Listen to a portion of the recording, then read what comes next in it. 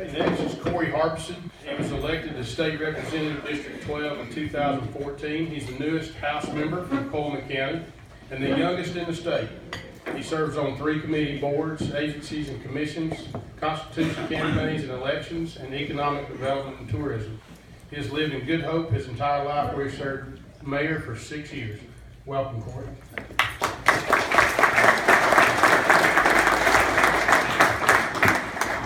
Thank y'all for coming out and being involved and learning what's going on in the state.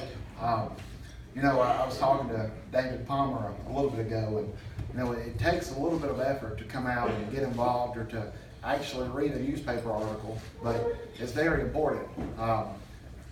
We have a problem, and I think a lot of y'all involved in government can understand that when it comes to things going on in the community, people like to just read the headlines. And you know, if you published a headline that said that I stood here and told you that I won $1 million, you know, people would think I was a millionaire, but I could tell you I was playing, and you could put it on down in the article, but people just wouldn't read it. So, you know, it takes a little bit of effort to be involved, but I really appreciate it. I was put on another committee the other day. The speaker called me and put me on the Small Business and Commerce Committee. So I think that's going to be an exciting committee to serve on as well. That, along with Economic Development and Tourism, I think are 2 great committees to be on for Cullman, because that is such a big part of what we do here. So what I'd like to do is tell about a couple of things that I have going, and then do like I did last year and open it up for a few questions if I have time. I'd rather let y'all ask questions so you know, you can hear what you want to hear about. One thing I'd like to start out is I want to thank the county commission. I just received an email from the county engineer, and we've worked for a couple of years now with Governor Bentley's office to begin with, and now Governor Ivey's office. But Governor Ivey sent down $250,000 to match money from the Cullman County Commission to pave the road going to Smith Lake Park. You know, and I feel like that's an important part of Cullman County. We have people from all over North Alabama and Tennessee coming into our communities, and they'll either get off at 222 or at the Good Hope exit. That may be the only things they see, and you know, that reflects on our county. And I think it's important that we keep a good image here. So I want to thank the commission for making that project a priority and approving the funding, and I think that's a great thing for this community. Another deal that I'm working on is it was a Republican platform agenda bill this year, and it was related to domestic violence. You know, domestic violence is a problem in Cullman County and across the state, and I got to see a lot of that while working as a law enforcement officer.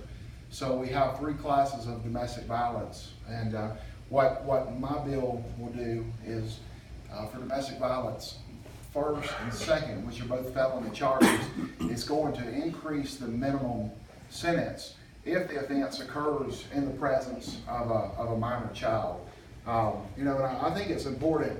First of all, we need to do all we can to prevent domestic violence, but a lot of these kids, you know, if they grow up living in those households and they see mom and dad out like that, you know, sometimes they fall into that same cycle. So we need to especially make sure that it doesn't happen in front of children. So I think that's a good agenda bill, and I think we'll get that passed out fairly soon. Another thing I wanted to share with y'all in the beginning, but I forgot about, and this isn't really political, but I'm expecting my first child in July, so I'm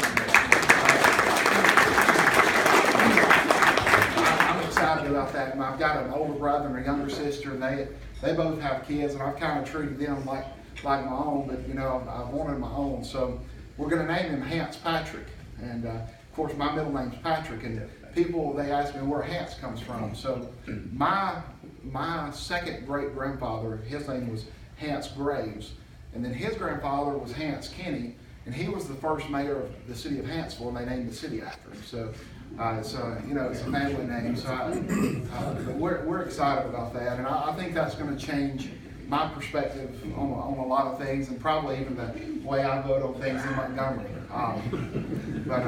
You know, it's going to be exciting. So July 5th, I'm sure we'll have a shower and y'all can all come. Go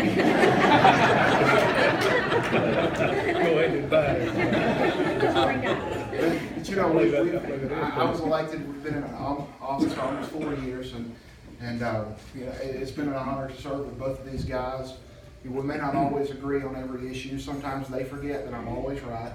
But at the end of the day, I think that we all represent what we do things right, and I appreciate their stances, and it's been an honor to work with them, and I fully support them in their re-elections, and you know, I think that they do a good job moving Cullman forward. Let's see, there's something else. I may think about it, but does anybody have any questions about issues going on right now in the state? Anything that they would like to hear about? What's your position on the gas tax? All right, so what they introduced a gas tax bill last year, a statewide gas tax bill, and I'm absolutely opposed to that bill. And one thing is it automatically put the tax on, no vote of the citizens. Another problem that we have in Cullman, and the chairman may want to chime in here, is I think we're second in miles maintained by the county commission of county roads. And with the statewide gas tax, what they do is when you send it to Montgomery, then they send it back out to the counties according to your county's population. So we're somewhere mid-range in our population. And so we don't get back near what we produce on a statewide gas tax. If we are going to have a gas tax, I think that for all of us, we're better off to keep our money locally instead of doing that. Another issue with the gas tax last year that I had is it was a bond, all right? And you really, until the bill passed and you put the bonds out and received that money, we did not know the interest rate. We did not even know how long it was going to take to pay back the bond. So, you know, you may look at a lifespan of a road of 10 to 15 years, and you may be paying on a road for 20 years. So what we did is sit under the commission and the delegation and the mayors across the county, and you know, we've decided that we'll let the people vote on a local gas tax. I don't think anybody in here can dispute that there is an infrastructure problem with our roads. You know, I don't know if people want a gas tax. I'm not sure if that's the correct answer, but I have no problem letting the people of Cullman make that decision. You know, as I think about in my district, the roads is a major issue, but you know, down at Trimble in front of Whitlock's on 813, the road that we're talking about paving, there's a bridge across the lake. You get down to Crane Hill, big bridge I don't even know how many millions of dollars that it would take to replace that bridge, but I do think that we're going to have to take steps to plan for this stuff, because I think, and again, I'm not a commissioner, I can't answer for sure, but I would think that if something were to happen to Big Bridge today, I don't think the county could afford to replace it, you know, and so I don't know the answer, but we are going to have to look at something for the future to plan for our infrastructure. So my stance is I'm willing to let the people vote. The commission and the mayors can get out and tell the people what they're going to do with the money. We put safeguards in there that the money has to be spent for roads if it is passed. And also, currently, there's money that's spent from the general fund toward paving, and we wanted to ensure that that money continued going toward paving instead of moving it from the paving and putting it somewhere else. So the extra money is actually in addition for better roads. So, you know, if this passes in the legislature, then the decision will be up to the citizens of Cullman County. Thank you. Another local bill, talking about local issues. I'm passionate about local stuff because it does have a more direct impact on us. Another local issue that we are facing is, you know, the coroner in Cullman County, he makes, I think, currently $12,000 a year. A very low salary, and you know, no matter who the coroner is, when I worked as a deputy, they may respond to 3 or 4 deaths a day. It's a very hard job and very time consuming. We met with the commission and we agreed we are going to try to push legislation to increase the coroner salary to $25,000 a year. In my opinion, that's still a low salary for the job that they have to perform. You know, it's not easy, and I feel for those guys, but I'm glad that there is someone that can do it. And that is another local issue that we're going to address this year in the legislature. Dave? What is position for a local delegation, or starting with you, on the sheriff bill money that's subject of a lawsuit? I think 49 sheriffs are under that lawsuit. Okay, so David's question. Yeah, that was about. All right, so David Palmer asked about the local jail food money. So years and years ago, I don't even know, in the early 1900s, I guess, legislation was passed that there's so much money allotted per inmate to the sheriff of each county, and I think it's maybe $1.75 for county inmates, and then there's a deal with the city of Cullman. They pay so much per day per inmate. Then they have state inmates, and they have federal inmates, and each inmate gets a different amount paid to the sheriff.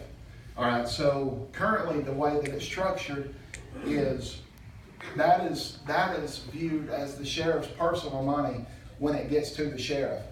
And so if the sheriff exceeds his budget, if he spends over in food what he brings in, he has to pay that out of his pocket.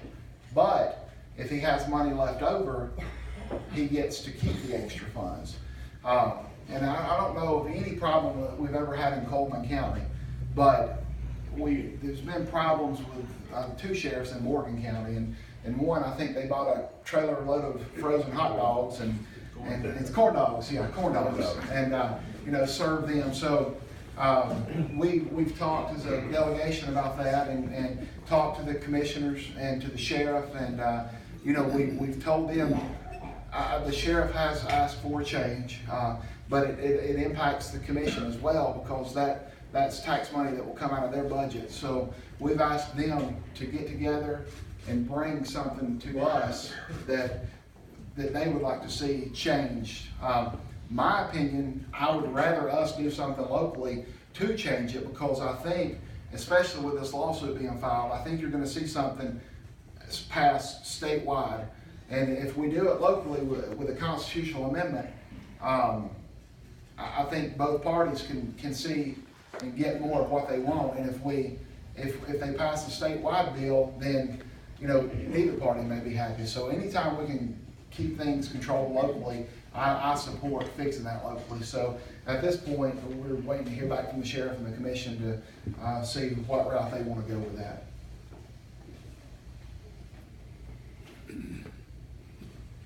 Well, I appreciate the privilege of serving y'all.